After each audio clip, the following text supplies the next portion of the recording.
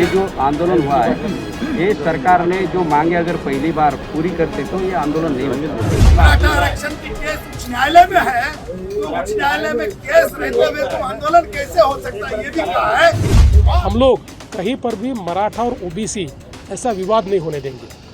हम लोग जो निर्णय करेंगे वो निर्णय किसी एक का निकाल के दूसरे को देने का निर्णय नहीं होगा। दोनों को समान निर्णय करेंगे, दोनों को फायदा होगा ऐसा निर्णय करेंगे। देखिए, मुझे इस बात की खुशी है कि आज ये अनशन यहाँ समाप्त हुआ है और विशेष रूप से मैं बधाई देना चाहता हूँ हमारी कैबिनेट सब कमेटी को, जिन्होंने इसके ऊपर बहुत अच्छा कार्य किया, और मेरे दोनों साथी उप मुख्यमंत्री एकनाथ शिंदे जी और उप मुख्यमंत्री अजित पवार जी, इनको भी मैं धन्यवाद देना चाहूँगा कि उन्होंने भी इसमें पूरी मदद हमको की है और हम लोगों ने इसमें से मार्ग निकाला है।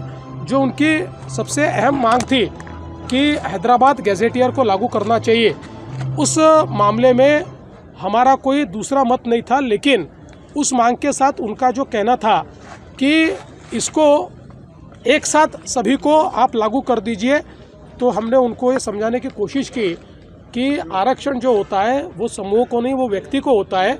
व्यक्ति को आरक्षण मांगना पड़ता है, इसलिए इस प्रकार का निर्णय नहीं हो सकता। उसके लिए कोई ना कोई सबूत देना पड़ता है। सबूत के तौर पर ये हैदराबाद गैजेटियर काम में आएगा, क्योंकि हैदराबाद गैजेटियर में जब उनके दादा परदादा का नाम ये कुणबी जाति में अगर रहेगा तो उसका फ़ायदा उनको मिलेगा और नियम के अनुसार उनको उसका सर्टिफिकेट मिलेगा, उनको आरक्षण मिल पाएगा।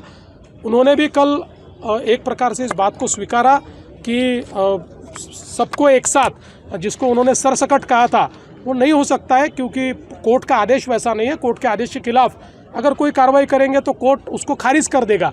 उन्होंने भी वो स्वीकारा, तो हमारे लिए फिर मार्ग आसान हुआ और हमने हैदराबाद गैजेटियर को लागू करने का निर्णय वहाँ पर लिया है, जिसमें पुराने रिकॉर्ड्स ये सारे मिलेंगे और उन रिकॉर्ड्स में जिनके खून के रिश्ते में अगर इस प्रकार से जाति का उल्लेख मिलेगा तो उनको उसका फ़ायदा मिलेगा, जिसके कारण मराठा समाज को मुझे ऐसा लगता है कि बहुत फ़ायदा इसके कारण मिलने वाला है। और विशेष रूप से मराठवाड़ा में जो मराठा समाज है उसके लिए जो एक तकलीफ़ थी कि मराठवाड़ा ये चूँकि निज़ाम के राज में था, वो अंग्रेज़ों के राज में नहीं था, इसलिए वहाँ पर एविडेंस का एक बड़ा प्रॉब्लम था, साक्ष्य मिलते नहीं थे, तो इसके कारण वो साक्ष्य मिलेंगे।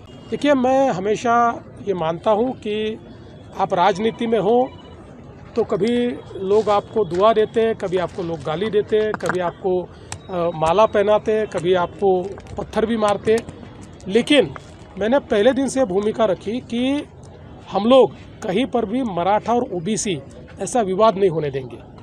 हम लोग जो निर्णय करेंगे वो निर्णय किसी एक का निकाल के दूसरे को देने का निर्णय नहीं होगा। दोनों को समान निर्णय करेंगे, दोनों को फ़ायदा होगा ऐसा निर्णय करेंगे, और मुझे ऐसा लगता है कि वो हमने किया।